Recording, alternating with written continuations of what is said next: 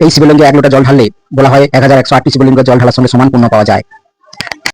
রাধে রাধে বন্ধুরা, আজকে মথুরাতে অবস্থিত একটি লুকোনো শিব মন্দিরের দর্শন করাবো, যার নাম চিন্তাহরণ মহাদেব টেম্পল।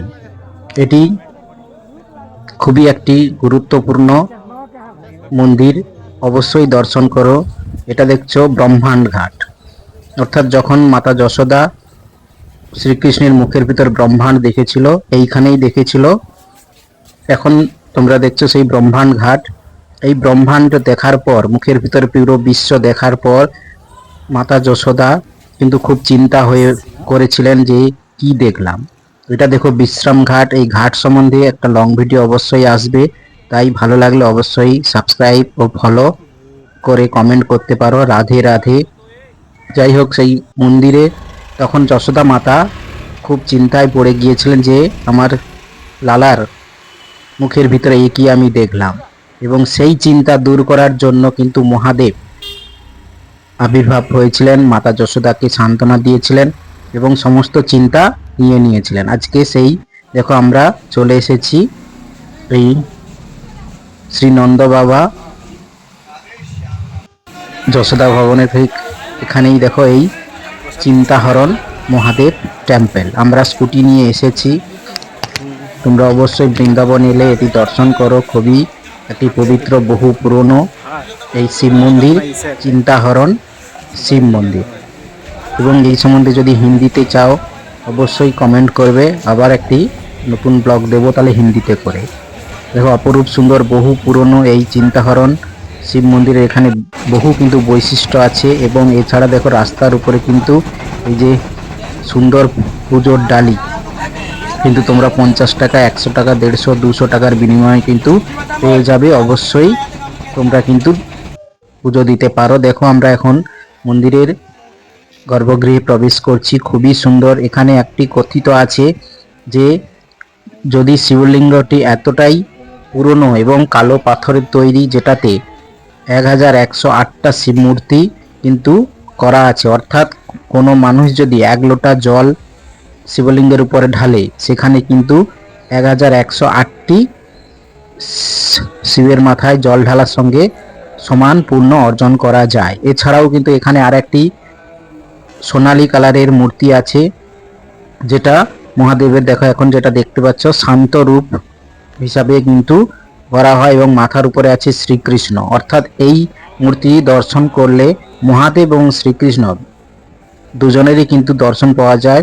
দেখো এখানে সারা বছর কিন্তু প্রচুর ভক্ত আসে এবং শ্রাবণ মাসে তো প্রচুর বড় মেলা হয়। তাই অবশ্যই এই মহাদেব মন্দিরটি, লুকিয়ে থাকা মন্দিরটি অবশ্যই তোমরা দর্শন করো। এছাড়াও কিন্তু এই মন্দিরের ভিতরে কিন্তু তোমরা নিজে দীপ অথবা প্রদীপ জ্বালাতে পারবে, মনের ইচ্ছা জানাতে পারবে। খুবই সুন্দর, অপরূপ সুন্দর এই মন্দিরটি। এছাড়াও কিন্তু এখানে কিন্তু রাধা কৃষ্ণ, মা যশোদার বিগ্রহ কিন্তু তোমরা দর্শন করতে পারবে। তাই আমি এই ভিডিওটা কিন্তু এতটাই করলাম, তোমাদের জন্য তুলে ধরলাম। কেমন হয়েছে অবশ্যই সেটা কমেন্ট করে জানাবে এবং কে কোথা থেকে দেখছো সেটাও কমেন্ট করবে। এবং মন্দিরটি যদি যারা দর্শন করেছো তারাও কিন্তু অবশ্যই কমেন্টের মাধ্যমে জানাবে। দেখো এখানে কিন্তু প্রদীপ জ্বালাতে পারবে নিজেদের মতো করে, এখানে কোনো বাধ্যতামূলক নেই, সবই নিজের মতো। এবং এখানে প্রায় বাইরে কিন্তু প্রসাদ কিন্তু আমরা ফ্রিতে পেয়েছিলাম। ওখানে বলেছিল যে সারা বছরই ফ্রিতেই কিন্তু প্রসাদ দেওয়া হয়। তাই প্রসাদটাও খুব সুন্দর ছিল। আমাদের প্রসাদ ছিল পনির ফ্রাইড রাইস আর কাবুল চানা দিয়ে একটা প্রসাদ ছিল, খুবই সুন্দর। আমরা কিন্তু ফ্রিতেই কিন্তু প্রসাদ পেয়েছি। আর দেখো এই সেই শিবলিঙ্গ, এটা দেখো, আর এটা একটা শিবলিঙ্গ যেটা শান্তরূপ। আর এখানে দেখো প্রচুর ভক্ত মায়েরা কিন্তু বা ভক্তরা কিন্তু আসেন শিবলিঙ্গের উপর জল চড়াতে, কারণ জল দিলে বললাম 1108টি শিবের মাথায় জল ঢালার সঙ্গে একই পুণ্য পাওয়া যায়, যেখানে 1 লোটা জল ঢাললেই কিন্তু এই পুণ্য অর্জন করা হয়। তাই অবশ্যই তোমরা বৃন্দাবন এলে এই চিন্তাহরণ শিব মন্দির অবশ্যই দর্শন করো। এটি বহু পুরনো এবং এটি মাতা যশোদা কে মহাদেব তার চিন্তা হরণের জন্য কিন্তু আবির্ভাব হয়েছিলেন। সেই থেকেই কিন্তু এই মন্দিরের নাম হয়েছে চিন্তাহরণ মহাদেব। তোমরা অবশ্যই এই মহাদেবের দর্শন করো, ভালো লাগবে।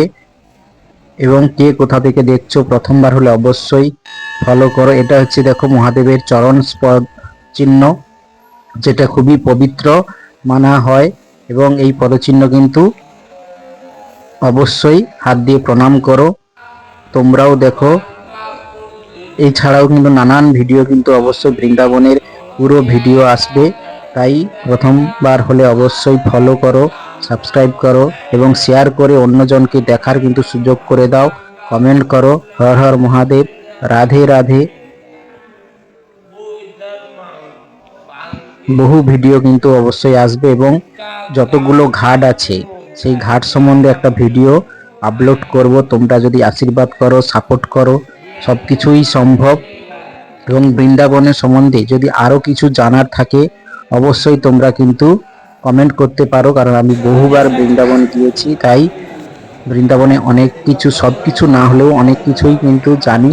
কারো কিছু যদি বলার থাকে অবশ্যই কমেন্ট করে জানাও। এছাড়াও বৃন্দাবনের আরেকটি দেখো রাধারানী, এখানে রমন রীতি, এর সম্বন্ধেও কিন্তু ভিডিও আপলোড হবে। রমন রীতি একটি খুবই বিখ্যাত এবং বহু পুরনো, যেখানে মানুষ কিন্তু সর্বদা রীতি আনন্দে, রীতি গায়ে মেখে আনন্দ করে এবং খুবই জাগ্রত রাধারানী অবশ্যই দর্শন করো। রাধে রাধে, হর হর মহাদেব।